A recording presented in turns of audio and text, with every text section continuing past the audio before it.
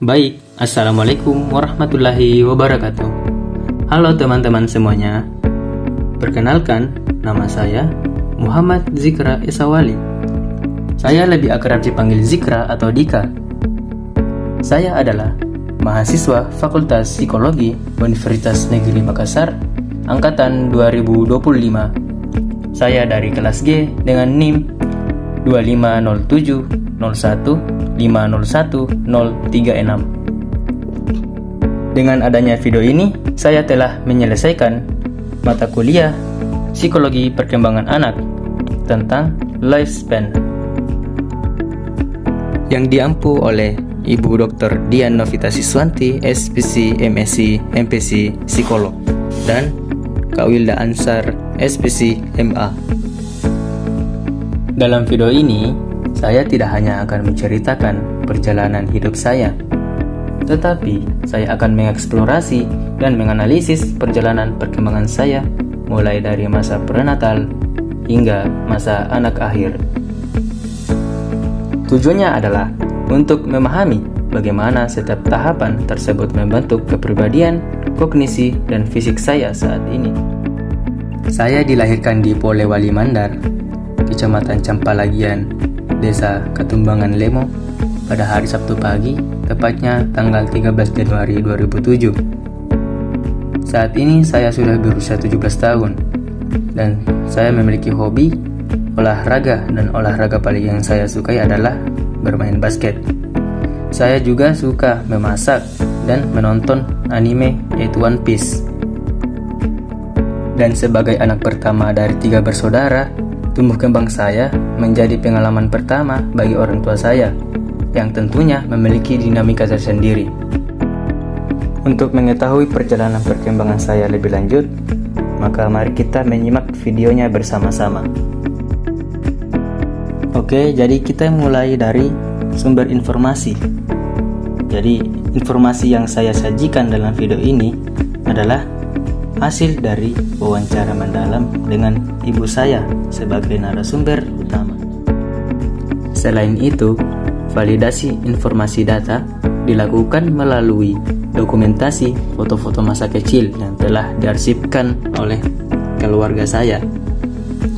Dalam pembuatan video ini tentu tidaklah mudah karena memiliki banyak tantangan. Tantangan besar dalam pengumpulan data ini adalah menggali memori detail yang spesifik, terutama terkait waktu, pencapaian milestone motorik, dan juga perkembangan fisik pada masa bayi karena kurangnya arsipan data pada masa kecil saya. Dan ibu saya pun sudah tidak mengingatnya sebagian dari masa kecil saya. Jadi saya membuat video lifespan ini dengan informasi seadanya dari hasil wawancara dengan ibu saya. Baik, selanjutnya kita masuk ke masa prenatal dan kelahiran. Ibu saya mengetahui kehamilannya pada saat usia kandungan 1 bulan lebih. Dan selama masa kehamilan, secara fisik, kondisi ibu saya normal dan tidak mengalami morning sickness atau ngidam yang ekstrim. Namun, secara psikologis, ibu sempat merasa tidak tenang karena mobilitas yang tinggi. Karena pada saat itu, orang tua saya belum memiliki rumah, jadi ibu dan ayah saya sering berpindah tempat antara rumah mertuanya dan rumah orang tuanya. Pada trimester kedua, janin sudah mulai bergerak dan sangat aktif pada trimester ketiga. Ibu saya juga menjaga perkembangan janin dengan sangat baik. Ia rutin kontrol ke bidan setiap bulannya. Dan pada masa kehamilan di trimester ketiga, ibu rutin berjalan kaki setiap subuh selama kurang lebih 45 menit. Dan ibu saya juga tetap aktif mengerjakan aktivitas rumah tangga, serta tetap menjaga ibadahnya seperti salat, mengaji, dan serta membaca buku.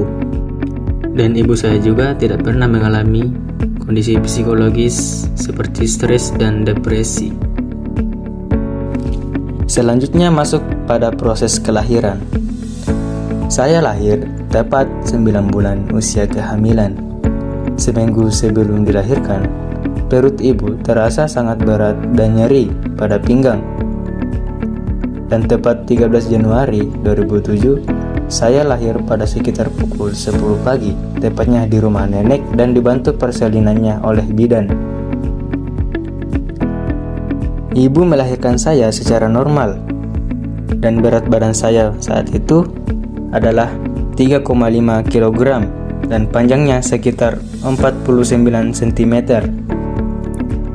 Menurut WHO, berat normal bayi baru lahir itu kisaran 2,5 kg hingga 4 kg dan panjangnya kisaran 47 cm hingga 53 cm. Dan ibu saya pulih setelah 2 minggu pasca melahirkan.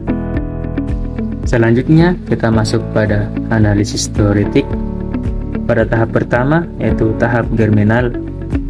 Pada periode ini terjadi pembelahan sel dan proses implantasi di dinding rahim. Kondisi ibu yang stabil mendukung proses awal ini berjalan tanpa hambatan. Tidak ada indikasi gangguan fisiologis dan perkembangan awal berlangsung normal. Pada tahap kedua ada embrionik. Pada tahap ini mulainya terbentuk organ-organ dasar melalui proses organogenesis. Fase ini sangat rentan terhadap paparan teratogen. Namun, ibu tidak terpapar zat berisiko, tidak merokok, dan tetap melakukan kontrol rutin. Dan lingkungan biologis dan psikologis ibu yang relatif stabil itu mendukung pembentukan struktur tubuh janin secara optimal. Dan pada tahap ketiga yaitu vital, yaitu pada pertumbuhan berlangsung cepat termasuk aturasi sistem saraf dan motorik. Gerakan janin yang aktif pada trimester 2 dan ketiga sesuai dengan pola perkembangan vital yang normal. Kebiasaan ibu berjalan pagi dan menjaga aktivitas harian yang teratur menjadi faktor protektif untuk perkembangan organ dan sistem motorik janin. Tidak ada komplikasi hingga akhir kehamilan, dan itu menunjukkan perkembangan vital berada dalam rentang normal. Dan berdasarkan teori perkembangan prenatal dan kondisi yang dialami ibu saya selama mengandung, perkembangan saya ini berada dalam jalur yang sesuai dengan tahapan prenatal development tanpa adanya faktor risiko yang signifikan. Selanjutnya kita masuk pada masa bayi, yaitu pada usia 0 sampai 2 tahun. Perkembangan pertama ialah perkembangan fisik dan motorik. Berdasarkan hasil wawancara dengan ibu saya sudah mulai tengkurap pada umur 4 bulan. Dan pada umur 7 bulan, saya mulai duduk bersama dengan merangkak. Dan pada umur sekitar 8 bulan, saya sudah mulai menjangkau benda yang ada di sekitar saya. Dan kadang, kata ibu saya memasukkannya ke dalam mulut. Dan saya sudah mulai berdiri pada umur 11 bulan, tetapi masih sering terjatuh atau belum stabil. Pada saat itu juga, saya sudah mulai diajarkan berjalan menggunakan kereta jalan. Dan pada saat usia saya yang 12 bulan atau 1 tahun, saya sudah mulai berjalan dengan normal. Dan menurut perkembangan fisik motorik, pada buku Santerok, perkembangan motorik rentan normal milestone itu, yaitu tengkurap pada umur 3 sampai 4 bulan, duduk yaitu 6 hingga 8 bulan, merangkak 7 hingga 10 bulan, berdiri 9 sampai 12 bulan, dan berjalan 12 hingga 15 bulan. Berdasarkan teori pada buku Santerok tersebut, seluruh milestone motorik saya berada dalam rentang perkembangan yang normal, dan selanjutnya masuk pada perkembangan kognitif. Pada perkembangan ini, usia saya sudah 7 hingga 8 bulan yang mulai mengejar benda yang menarik perhatian saya. Dan pada usia saya yang ke-18 bulan, saya mulai bisa memahami kata-kata yang diucapkan oleh orang tua saya, termasuk perintah makan, minum, ataupun masuk ke kamar mandi bila ingin buang air besar atau buang air kecil. Dan pada usia itu juga, saya sudah menunjukkan eksplorasi aktif dan reaksi terhadap lingkungan. Dan menurut analisis perkembangan kognitif Piaget, saya berada pada tahap sensori motorik antara 0 hingga 2 tahun. Kemampuan saya mengejar benda di usia 7 hingga 8 bulan sesuai dengan fase secondary circular reaction, sedangkan pemahaman perintah di usia 18 bulan menandakan munculnya representasi mental pada fase akhir sensori motor. Selanjutnya pada perkembangan bahasa. Saya sudah mulai babbling pada umur 6 bulan dan kata pertama saya yaitu mama, baba, dada. Dan berdasarkan dari hasil wawancara dengan ibu saya, pada usia saya yang ke-18 bulan, saya sudah mampu mengucapkan 2 hingga kata dan memahami instruksi atau kata-kata yang diucapkan oleh orang tua saya. Dan menurut teori Chomsky, babbling saya di usia 6 bulan, munculnya kata pertama, serta kemampuan mengucapkan 2 hingga kata pada usia 18 bulan, menunjukkan perkembangan bahasa yang normal dan didukung oleh aktivitas LAD. Selanjutnya masuk pada perkembangan sosial emosional. Berdasarkan hasil wawancara dengan ibu saya, katanya saya termasuk bayi yang mudah diatur atau tidak mudah menangis bila diambil orang lain. Saya mudah menerima lingkungan baru dan saya mau digendong sama siapa saja. Dan yang paling sering mengasuh saya adalah ibu, karena ayah saya setiap hari sering pergi bekerja. Dan kadang saat ibu saya memiliki kegiatan, saya diasuh oleh nenek saya. Menurut teori Erikson, sifat saya yang mudah diatur dan jarang menangis menunjukkan perkembangan terus yang positif. Dan menurut Bowlby, kenyamanan saya dengan ibu dan penerimaan pada orang baru menandakan terbentuknya secure attachment. Selanjutnya, kita sudah masuk pada masa anak awal usia 2 hingga 6 tahun. Pada perkembangan pertama yaitu fisik dan motorik, terdapat pertumbuhan tinggi dan berat badan. Namun, informasi untuk ukurannya tidak ada karena orang tua saya sudah tidak mengingat pada masa itu. Nah, pada umur 2 hingga 4 tahun, kata ibu saya suka bermain mobil-mobilan. Dan di usia 3 tahun, saya sudah bisa menggambar orang-orangan lidi dan mobil yang saya mainkan. Pada usia 3 tahun juga, saya sudah bisa bersepeda tetapi masih dibantu dengan roda bantu.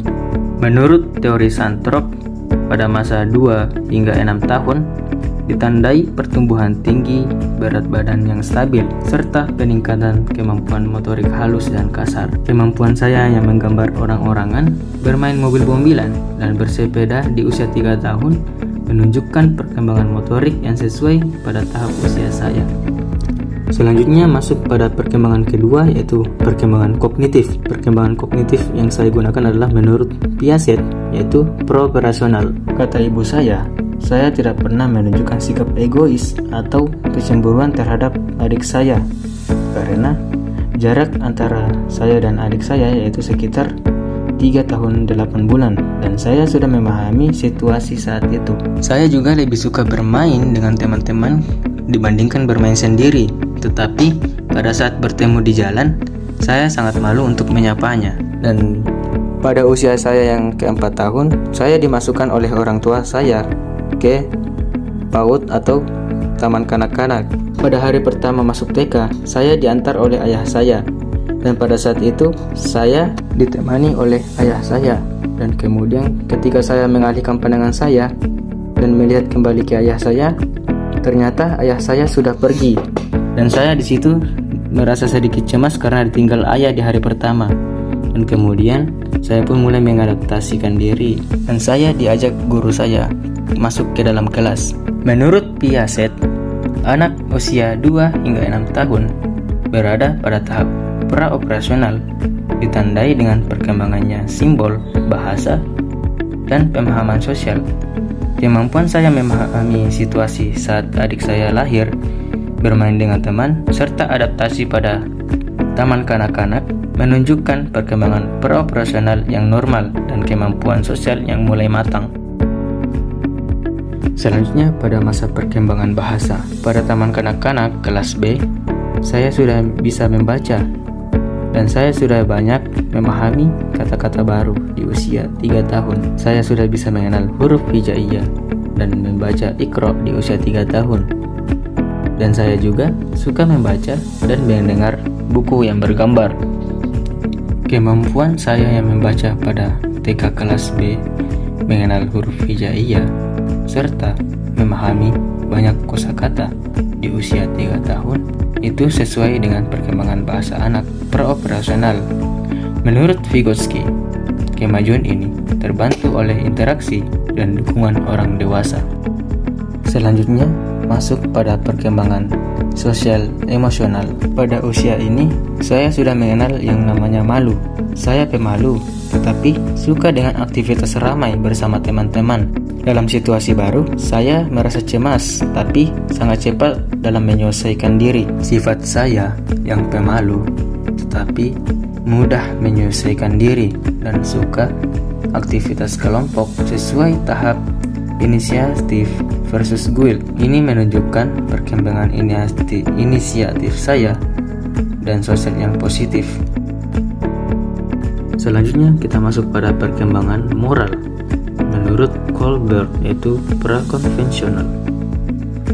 Nah, pada masa ini saya sudah mulai memahami aturan sederhana yang berlaku dalam rumah. Dan saya sudah belajar membedakan mana perilaku baik dan mana perilaku yang buruk berdasarkan konsekuensi yang diberikan oleh orang tua saya. Menurut Kohlberg, anak usia 2 hingga 6 tahun berada pada tahap prakonvensional, di mana perilaku dinilai dari konsekuensinya. Kemampuan saya memahami aturan sederhana dan membedakan benar atau salah berdasarkan hukuman atau pujian menunjukkan perkembangan moral yang sesuai pada tahap ini. Selanjutnya, kita sudah berada pada tahap masa anak tengah dan akhir pada usia 6 hingga 12 tahun. Pada tahap perkembangan fisik, perubahan fisik yang paling signifikan yang saya rasakan adalah kenaikan berat badan di usia 11 hingga 12 tahun. Dapat dilihat dari foto di bawah ini, pada usia 5 dan 6 tahun, saya terlihat normal atau ideal, dan ketika pada umur 10 hingga 12, itu terlihat sangat gemuk, dan dari pandangan saya itu sudah tidak normal. Dan menurut saya saat itu saya sangat terlihat gemuk dan seperti obesitas. Tetapi saya tetap memiliki energi yang tinggi dan aktif bermain di luar rumah. Dapat dilihat juga pada gambar, pada usia 5 hingga 6 tahun saya masih terlihat putih, dan pada usia 10 hingga 12 tahun kulit saya sudah mulai berubah hingga coklat kehitaman. Dan berdasarkan perkembangan motorik, koordinasi motorik saya makin baik. Pada saat itu saya sangat suka bermain Lego, dan saya sangat cepat dalam menyusun permainan Lego ataupun puzzle yang rumit. Selanjutnya masuk pada perkembangan kognitif. Pada saat saya SD kelas 1 hingga kelas 3, saya masih asik bermain dan bercerita dengan teman-teman saya, sehingga saya lupa atau kesadaran saya yang kurang akan minat untuk belajar masih belum terlihat. Dan pada saat kelas 4 SD, saya sudah bisa memahami instruksi lebih kompleks dan mulai mandiri mengerjakan tugas. Nah, pada kelas ini juga saya itu sangat suka pelajaran IPA dan matematika. Saya lumayan pandai dalam pelajaran matematika, tetapi saya masih kurang teliti dalam memahami soal, dan kadang ada yang terlewatkan. Dan akhirnya orang tua saya memasukkan saya dalam kursus matematika. Nah, pada masa ini juga cara berpikir saya sudah lebih logis dibandingkan masa profesional. Berdasarkan analisis teori Piaget, pada tahap operasional konkret pada usia SD, saya sudah mulai berpikir lebih logis sesuai tahap operasional konkret Piaget. Dan minat belajar saya meningkat pada kelas 4 SD, terutama pada mata pelajaran IPA dan matematika, meski saya masih kurang teliti dalam membaca soal. Selanjutnya, kita masuk pada perkembangan bahasa. Kelancaran saya dalam membaca makin meningkat, dan kemampuan menulis saya dan memahami teks panjang, serta pada saat kelas 4 SD, saya sudah bisa menulis tulisan Arab seperti tulisan Al-Quran. Dan pada saat masa ini juga, saya mendapatkan lebih banyak kosakata baru, baik dalam bahasa Indonesia maupun bahasa Inggris. Itu saya dapatkan melalui menonton TV dan juga membaca buku. Kemampuan saya dalam membaca dan menulis meningkat sangat pesat, termasuk saat saya menulis tulisan Al-Quran pada kelas 4 SD. Pada usia ini, kosakata Indonesia dan Inggris saya juga berkembang. Ini sesuai dengan teori Vygotsky dan Santrop. Selanjutnya, kita masuk pada perkembangan sosial emosional. Pada masa ini, saya sudah mulai punya lingkar pertemanan tetap. Pada masa ini, saya lebih suka bermain pada teman laki-laki saya dibandingkan bermain dengan perempuan saya. Dan saya sangat pemalu saat bertemu dengan orang baru. Tetapi saat sudah kenal, kita sangat aktif dan asik bercerita. Pada masa ini juga, saya mulai memiliki rasa tanggung jawab, seperti menjaga barang atau mengerjakan tugas yang disuruh oleh guru saya. Dan emosi saya pun lebih stabil dibandingkan pada masa anak awal sebelumnya. Tetapi saya menjadi pemalu dan selalu gugup saat berbicara di depan umum. Dan sikap saya ini masih berlanjut hingga sekarang. Menurut analisis teori Erikson, yaitu industry versus inferiority, saya mulai punya teman tetap dan lebih bertanggung jawab meski pemalu dan gugup saat tampil di depan umum. Perkembangan sosial saya sesuai tahap industry versus inferiority Erikson. Kita masuk pada tahap terakhir, yaitu tentang perkembangan moral Kohlberg. Saya mulai memahami aturan sekolah dan aturan di rumah. Pada awalnya, saya mengerjakan tugas saya karena takut akan hukuman dan takut kena marah oleh orang tua saya. Tetapi pada tahap ini, saya menjalankan tugas bukan hanya karena takut hukuman, tetapi karena saya sudah tahu itu yang benar dilakukan. Dan pada masa ini juga saya sudah memiliki rasa simpati dan empati, yaitu mulai memahami perasaan teman, orang tua, dan orang di sekitar saya. Menurut analisis teori, pada usia sekolah, anak bergerak dari tahap prakonvensional menuju konvensional awal, yaitu mulai memahami norma sosial dan pentingnya menjaga hubungan. Menurut teori ini, perkembangan moral saya sesuai dengan pola yang normal. Selanjutnya kita masuk pada bagian terakhir dari tugas lifespan ini, yaitu bagian refleksi. Melalui penyusunan lifespan ini, saya jadi lebih paham tentang bagaimana perjalanan perkembangan saya dari dalam kekandungan sampai masa anak akhir yang membentuk diri saya sekarang ini. Dari cerita ibu saya baru sadar bahwa kalau masa prenatal saya sebenarnya berjalan cukup stabil. Pada masa kehamilan, ibu saya tetap aktif melaksanakan atau melakukan kegiatan aktivitas rumah, dan ibu saya juga rutin kontrol kehamilannya setiap bulan dan tidak mengalami masalah yang berat. Hal itu ternyata ikut berpengaruh pada kondisi saya saat lahir, yang dimana saya lahir secara normal dan sehat. Saat melihat kembali masa bayi, saya cukup terkejut dan mengetahui bahwa saya termasuk easy baby, yang dimana sejak kecil saya mulai beradaptasi, jarang rewel, dan cepat akrab dengan orang baru.